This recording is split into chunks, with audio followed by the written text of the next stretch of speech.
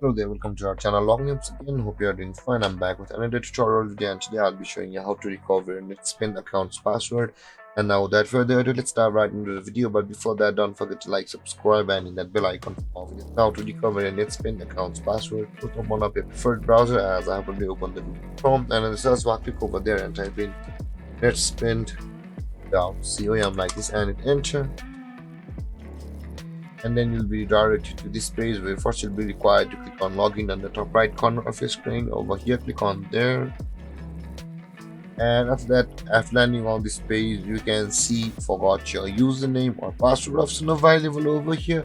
Click on password, and now you'll be required to enter your username, and after that enter your email over here and click on next to go through a procedure. And after at the end of this procedure, you will be able to recover or reset your password on Netspend account.